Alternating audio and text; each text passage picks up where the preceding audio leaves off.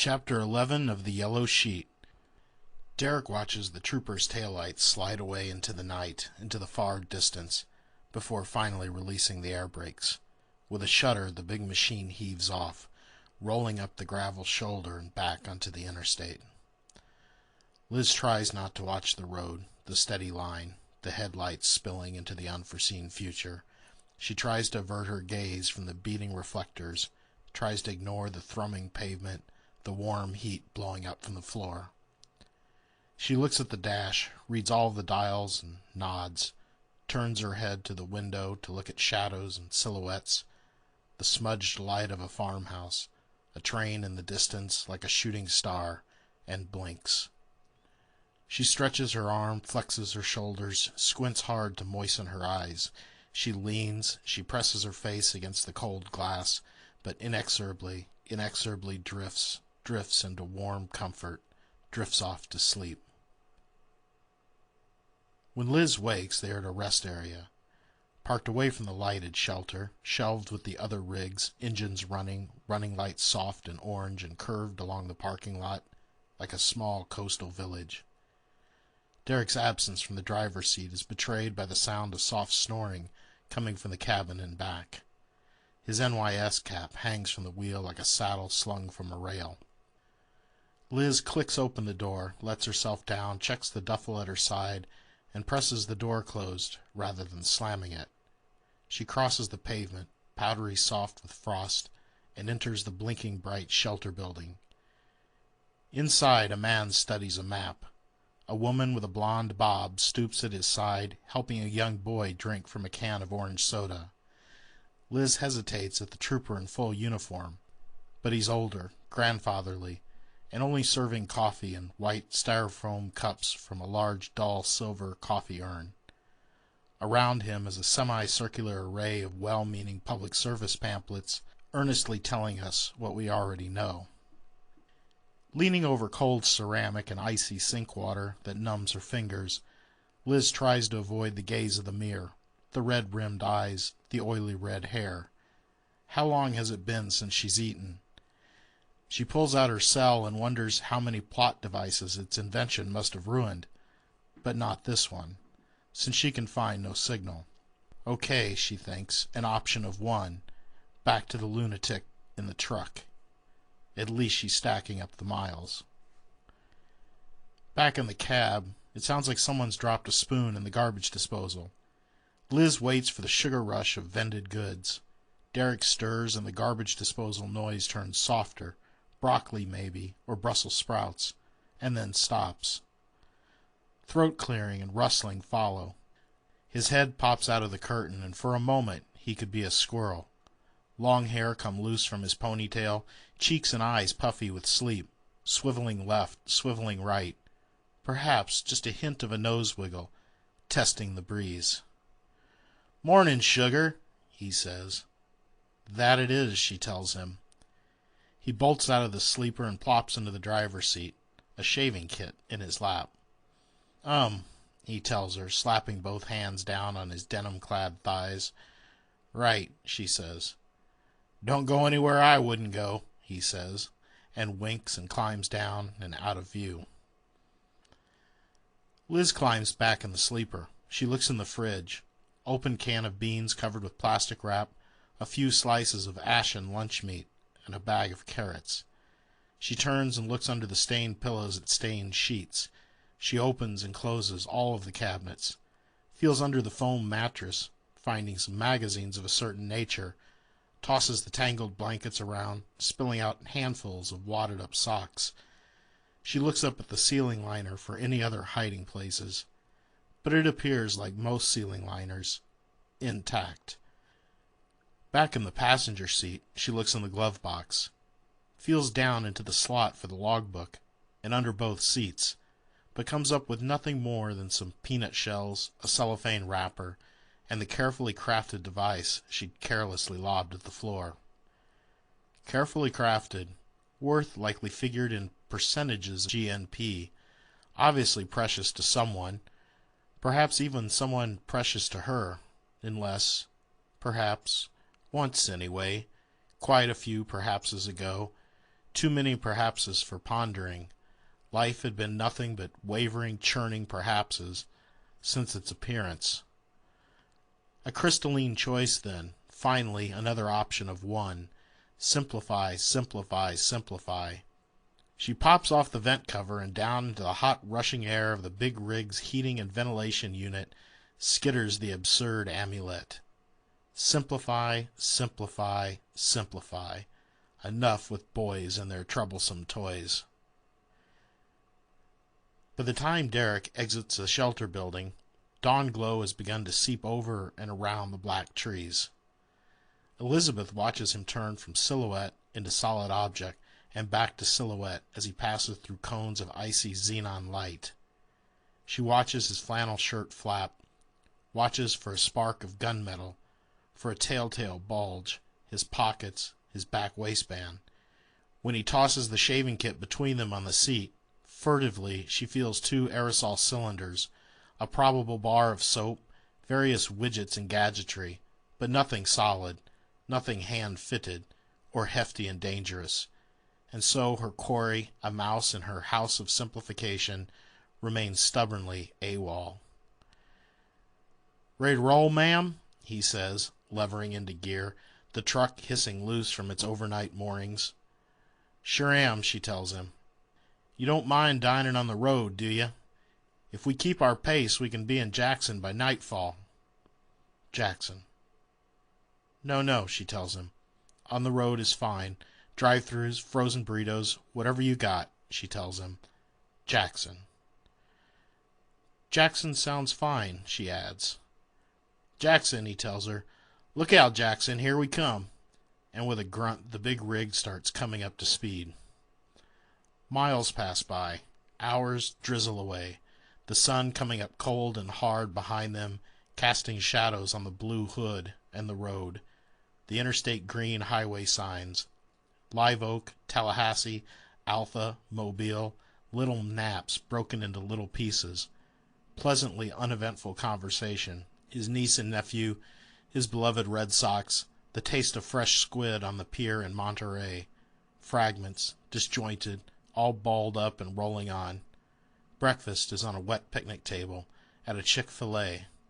The Freightliner parked at the Sunoco across the road where it will fit.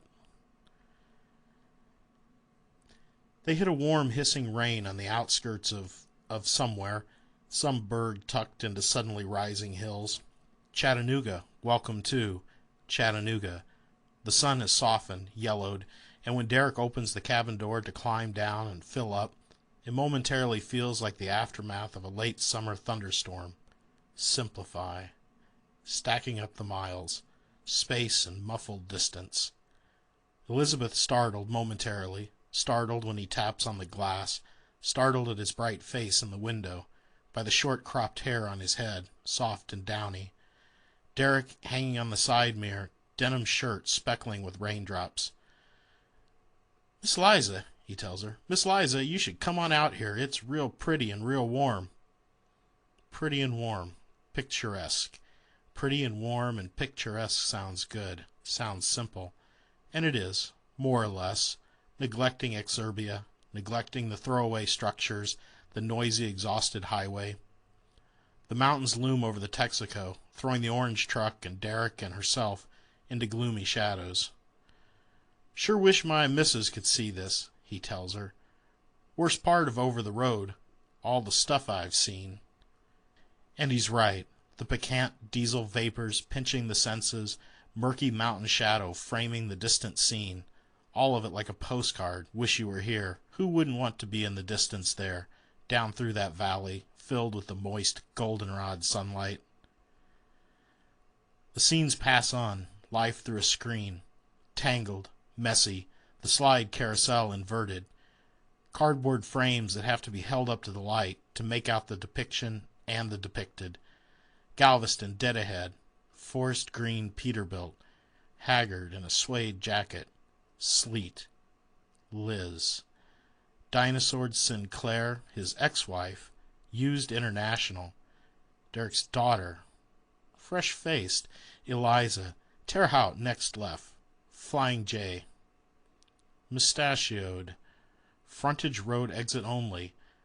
Cotton Oxford, Tulsa by Sunset, Salt Spreaders, E. Timeshare at Lake Havasu, Betty, Franklin, Lady, Comb-Over, Vinyl Windbreaker. Hauling fish on the eastern seaboard, Flat-faced white Volvo, Sugar again, McKenna. My boys, his boys, Derek's boys, Grand Rapids next right. My teenager, BP, Charlotte Bypass, Swimming, Poplar Bluff downtown. Always been a Ford man, down vest. Lonely old man, always a lonely old man. Buffalo Arena, 3/4 mile ahead. Watertown, Utica, $1.25 per axle. Barnstable by nightfall. Calamitous, crazy day, and when Elizabeth climbs down out of the black Sterling Actera with its spacey chrome tank at the Knotty Pine, she has to put both hands down, palm flat, on the gravel lot. Derek helps her to her feet, helps her to slide the bangled key into the rusty lock of cottage 12B, helps her draw the curtain closed and onto the springless, lifeless mattress. When Elizabeth wakes, the room is still mostly dark, lit only by bathroom lights spilling onto the suite's carpet. Her well-meaning husband, screaming down the street indeed, has slept fitfully and lays, father of her children, uncovered, tucked into a ball. Elizabeth pulls the blankets, considers taking them with her for her troubles, lying protective bastard, deny their children indeed, but instead lays them over him, gently, softly. She quietly slips her clothes from their hangers and goes into the dressing room with its cold marble floor and his and her closets. She dresses in a powder blue running suit, runs her fingers through her closely cropped hair, looks for any of her 35 years and her face in the mirror. They must be there, and more, one could easily believe. She slips the car keys from the pocket of his pants, folded over a chair, checks his wallet to make sure he's brought enough cash and credit cards to get back to New York. Considers leaving a note on resort stationery, but what would she say? See you later? I still love you, Derek. That she needs to figure this out without pills or anything else they can conjure up? Thanks for the relaxing rest and lovely vacation after my release. That she appreciates the concern and help, but that if he, miserable scumbag that he is, ever tries to have her committed to a psych hospital again, she'll... No. Better no note. She kisses him on his damp forehead, takes a last deep breath of his slightly sour but familiar smell, and picks up her suitcase. And so she starts in, living from her car in the envelope of rainy day money that it seems like she's had her whole life. She casts her nets wide. An occasional mom-and-pop roadside motel for a shower, and a chance to study the theses and dissertations she's lifted from deserted university archives, or the texts from her various correspondence courses, an occasional small-town library or coffee shop or highway rest stop for an internet connection, and conference schedules and seminar announcements and self-published magazine subscriptions and mail-order guides for creating new documented identities or building a time radio or assembling a device for out-of-body viewing with parts from Radio Shack. She has post office boxes and post offices scattered up and down the coast, at which she stops intermittently to retrieve her haul, and at which she sometimes uncomfortably sees her picture tacked to a bulletin board, her face in faded inkjet ink under the 30-point type, Beloved Mother, and below, Last Seen. She intermittently deposits her haul in one of her 2 rented self-storage units in Massachusetts and New Jersey. She will try it all, up and down the coast from Bar Harbor to Cape May, every boardwalk psychic, tarot card reader, and spiritualist that's thought to set out a neon shingle. She networks. She collects business cards and names and addresses and phone numbers on sticky post-it notes. She subscribes through her assumed names and P.O. Box hometowns 79 different magazines and newsletters, from the slick British UFO journals to single-sheet, single-spaced, double-sided newsletters advertised under such headings as Paul's Unknown Mysteries of the Universe. Yearly subscription $6.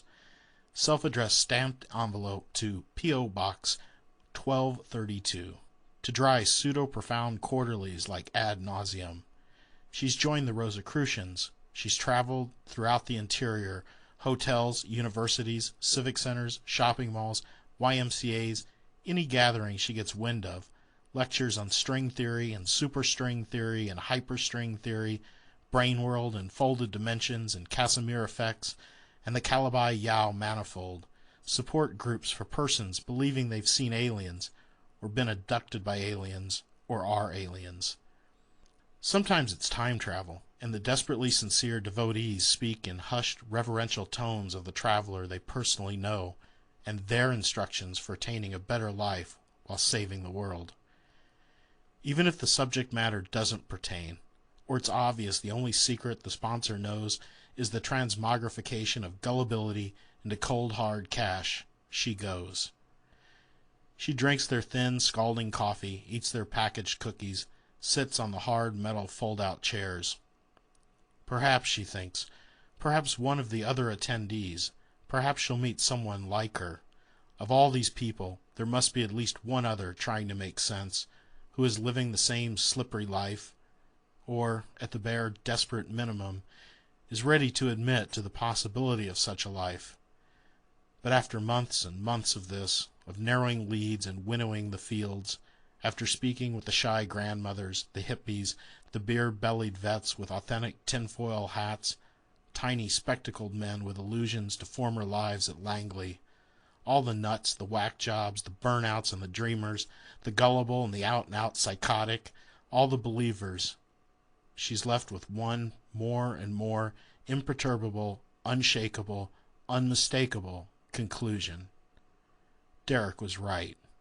She must be nuts. So, down to one crystalline conclusion, and Occam would be proud. Simplify, simplify, simplify, and simplify she had. Liz checks into the same Nantasket beach resort where she'd left Derek sleeping fitfully 12 months and 20,000 miles before. She needs to steel herself for the one final heartbreaking circuit, to close the P.O. boxes, to empty out the storage units, and then she'd head home. Home to New York, and whatever hospitalization and concerned professionals that might entail. But even with this crystalline conclusion, she sleeps a fitful sleep. The dreams, lucid and semi-lucid, keep coming. Mushroom clouds, bullet trains, women in red, women in costume, women tied to chairs with duct-taped mouths, semi-trucks with mottled, morphing drivers that just won't shut up, a high-rise inferno, her naked in a field of blue tulips, on a beach under a yellow moon. More than once she awakens believing some dark figure stands at the foot of her bed. Perhaps one night is not going to be enough. Perhaps this is what it's all going to be like from now on. Perhaps she should just get up to clear her head, perhaps a drive, and she can try again. With this last thought, she rises and goes into the bathroom to dress. Looking into the mirror, she must admit this year of living dubiously, has been good for her. Her hair has grown long and drapes over her bare shoulders. In spite of the restless sleep, her face is unlined, her eyes clear and bright Aegean blue. She's lost weight, her muscles toned, and she's become an expert and semi-expert in dozens of subjects, both legitimate and some not so clear. Classical and modern physics, of course, but also the ins and outs of the Novikov self-consistency principle, Everett and Deutsch's work on the many-worlds theory, quantum mechanics and quantum entanglement, and Tipler cylinders, and religion, spirituality, psychology, and other belief systems, meditation, psychonautics, and the tryptamine family of semi-synthetic substances, the design and manufacture of microelectronics, pharmacopsychology and neuroscience, reduplicative paramnesia and the Cotard delusion, evolution and neurotheology, metaman, metaverses, and mutation, DSM-4, brain chemistry and neurohormone secretion, the amygdala, residence of memory, Alzheimer's, Lyme, Parkinson's, and Morgellons disease, syphilis, epilepsy, and dystonia, and most poignantly, Gödel's incompleteness theorem. Even if she hasn't found the answer, she's located herself, and is well armed to take on anything man-made society can throw at her. Even though the night is cool, she drives with the windows down to listen to the urgent surf, the wind whipping the seagrass. Just detectable above the crisp air, the comforting salty smell of the ocean. She drives through the empty off-season parking lots, down by the deserted boardwalk, down by the empty beach, finally turning onto a narrow road, winter dunes encroaching and occasionally covering the pavement. The road was marked private drive, but the beach houses are dim and vacant. Doesn't matter if some wandering patrol car should come across her now. The road winds and twists, and with the dunes on either side obscuring her vision, she's probably driving faster than she should. But it's just her out here, and only soft sand on either side. She rounds a bend, and bang in the middle, startled in her headlights, is the tallest man she's ever seen. Again. The tallest man she's ever seen, from the wild, wind-blown hair to the enormous Adam's apple, like he swallowed a pizza box on end, glows in the headlamps, positively luminous, and looks rightfully horrified. And bang, the tallest man she's ever seen, again, is coming over the hood and tumbling onto her windshield, and she, rightfully so, is skidding to a gritty stop. She's seen this tallest man, now blinking his eyes at her through the windshield, before. He sat in the back row at the lecture on the Bourne Rule, just this afternoon, up in Peabody. A few weeks before, she ran into him at the refreshment table, after an out-of-body support group meeting over in Woonsocket. Till now he's kept to himself, and she's not been able to speak to him. "Hello?" she asks. He tells her, sprawled across the car hood, face pressed against the glass. "Hello? You all right?" she asks. "Uh-huh," he slowly says, and then, "Give me a moment," and "Just a moment, please." And then, "Hi." "Hi," she tells him. "Are you okay?" "I don't know," he says. "Am I?" "Are you bleeding?" "I don't think so." "You're awake, that's positive. Everything looks to be at the correct angles." "Mm-hmm," he says, and lifts his head. "Maybe you shouldn't move," she tells him. "Perhaps," he says. "But how will I know?" he asks. "Okay," she tells him, and then, "But if anything hurts, starts to hurt, worse, you know, lay back down, okay?" "Cell phone?" "Yeah, okay." And he comes up on all fours. No cell phone. It's philosophical," he tells her, crawling down off of the hood. "A choice. I prefer my own distractions to those of others." Finally, raising up to his own height, he puts his hands on his hips and stretches backward and forward and side to side, and then looks at her from bottom to top. "I know you," he tells her. "Mm-hmm," she tells him. "Where do I know you from? You're not a neighbor." No, I'm not." "This is a private road, you know." "Yes, I know. I'm sorry. Terribly sorry." "It's the middle of the night, you know." "Yeah, terribly, terribly sorry. Really, you have no idea," she tells him. And then, "Can I take you somewhere? Home? The hospital? Were you out here on foot? Where's your car?" "I could have been killed." "The probability was not insignificant, you realize," he tells her. "Where do I know you from?" "Around, I suppose. I've been around." "So, lift?" "No." You've been around, perhaps, but around's not, you know, my scene. How about a seat in the car? Get your bearings. My bearings are fine. Never been better. Yeah, okay. A seat in the car, he tells her. Okay, great, she tells him.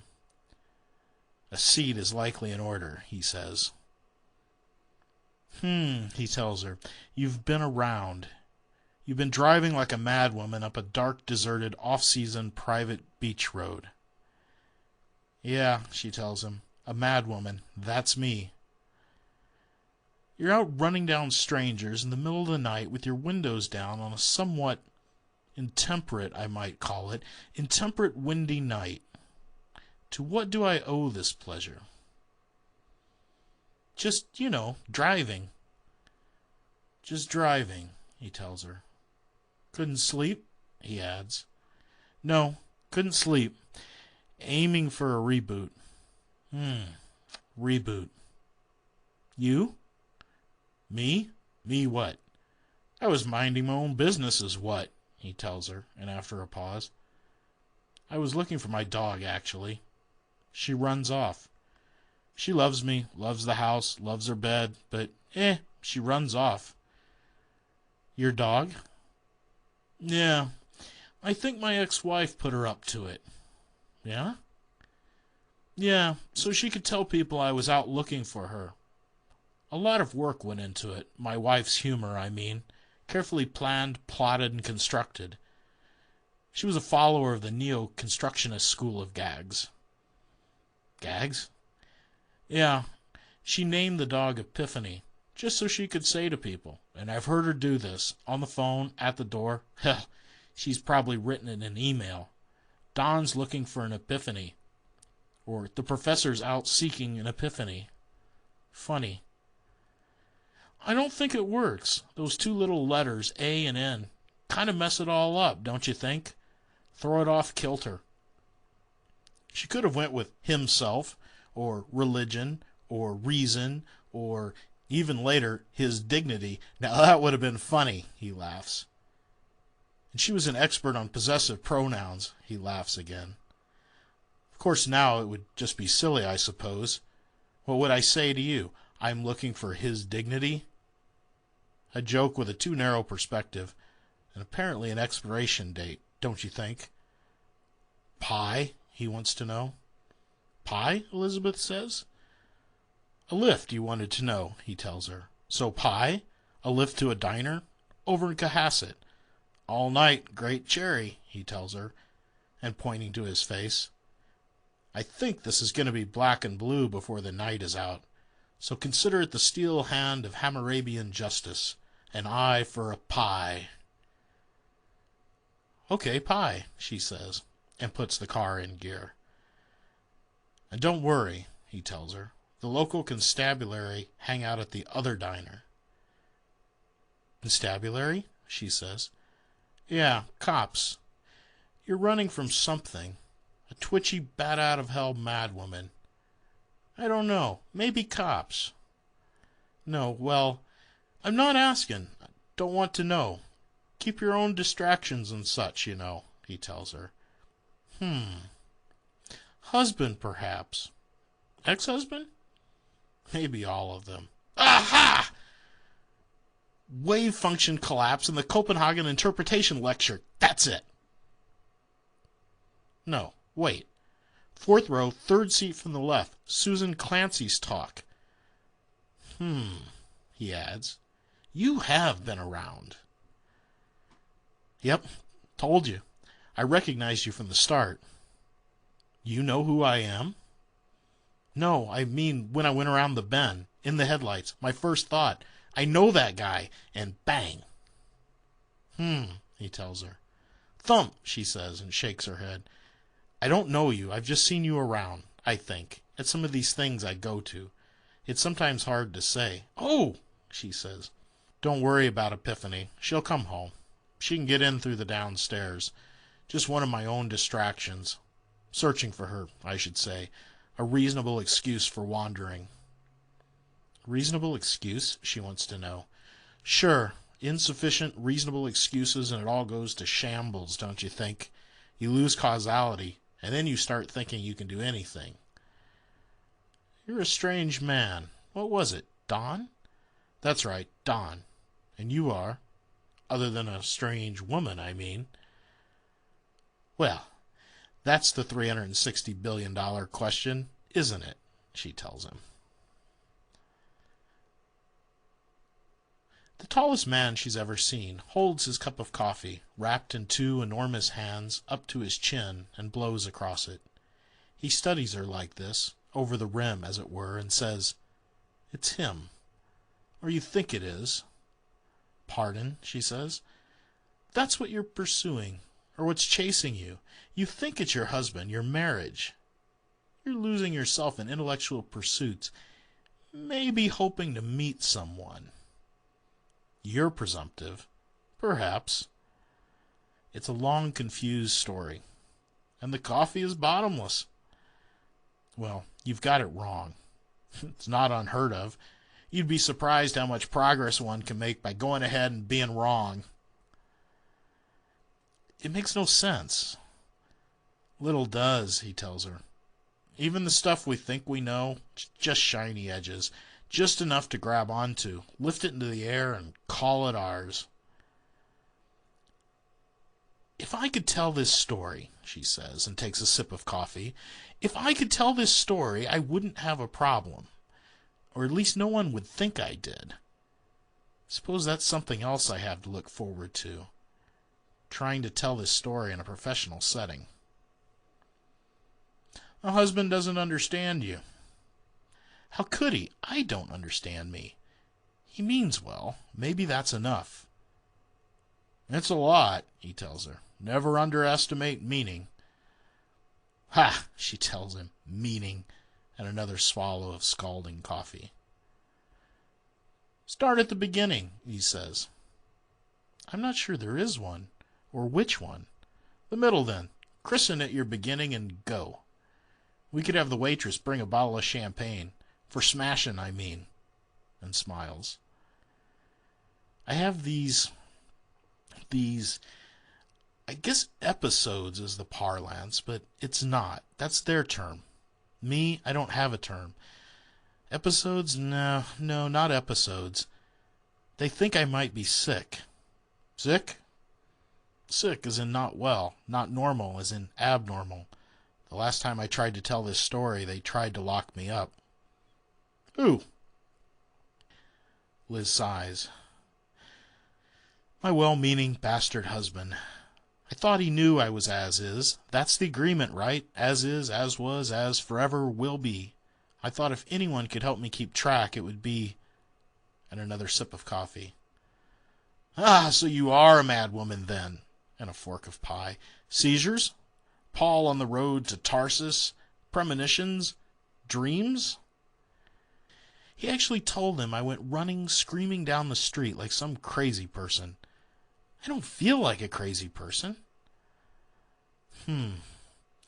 No, and no. Hard to say. Seizures, episodes, even dreams imply the passage of time, right? But these are instants. In the middle of chopping onions. They linger. In my head, but I'm still there chopping onions. I've never left. No one would even know if I hadn't mentioned it. No unexplained absences. Those were fiction. What's he gonna tell them? She tells crazy stories? The unintended consequences of intimacy. And some people want to read minds. I've met a few. He told them I denied our children. They're like memories and a bite of pie. You're right, this is good, she tells him. But they're not. False memories? Who knows? No, not memories. I mean, in memories you're always younger, right? Memories imply past. But that is how I experience these, like memories, but without implication of past. Some are, don't get me wrong. Set in the past, I mean. I'm a student. I'm a little girl. And in others you're older? Right. Older, wiser, seemingly. But someone else. Someone I'm not. Someone I don't think I could be. From here, I mean. I don't see how this person, enjoying her pie and coffee, and another bite of pie, could become that person. I don't know. Running through Potsdamer Platz in Berlin. I see. Or eating a strange meal in a Shinjuku high-rise with vivid snow falling past the windows. It's like I've lived from both ends at once. I see, he tells her. The same people, in and out, real people. I've known some of them my whole life. Derek, that's my husband, shows up, but he's not. Just a mess, really. Non-linear pastiche of my imagined lives. You know, what we need here is a chinchilla. And he laughs. Never mind, something I read once. And he laughs again. So like dreams, then? No, I asked myself that at first. Was I just narcoleptic? But dreams are, no matter how clearly remembered, their beginnings are fuzzy, their endings abrupt. If I let myself, she tells him, I think I could, if I worked at it, go forward or backward from any of them, and would all be there. Have you tried? Maybe they hook up. You know, rewind, fast forward, rewind. See if you're on the same reel. Maybe you're not. They're a little frightening to hold on to. I mean, it feels like walking down steps, and if you start thinking about walking down steps, well, you know where that leads, falling through space, and that's the last thing I need. What do you mean, not? Just a thought. Have you heard of coffee? The waitress wants to know. How was the pie? Just a top-up, then? She tells them, and begins pouring, splashing on the formica top. Whoopsie. It's okay, I won't charge you for that, she tells them, and spins away, jabbering. There's something else, Elizabeth tells him. Something that really gives me doubts. This is my shakiest, okay, so don't run away now. Thanks for everything if you do. You've been great. And walk, he tells her, on a dark night like tonight? Sounds dangerous. I could be run over. Yeah, okay. Well, sometimes, Don, chopping onions, say, I'll have, like, dirt under my nails. I'm chopping onions. I'm wandering in Montana. I'm running from a bomb. I'm hanging from a cliff. I'm chopping onions. I have dirt under my nails. Now I'm chopping onions, right? What would I be doing chopping onions with dirt under my nails, Don? Can you tell me that? Certifiable, right? Huh, he tells her. You don't say. And he grins. And the legal pads, the disappearing legal pads, she says. Elizabeth, Don says. We know, she explains. Well, I wish someone would bloody well tell me, then. Elizabeth, Don asks, and grabs her shaking hands. Do you have a passport? Huh? Passport? She blinks. Well, I have a passport. Okay, then, let's get it. There is someone who wants to meet you. End of chapter 11.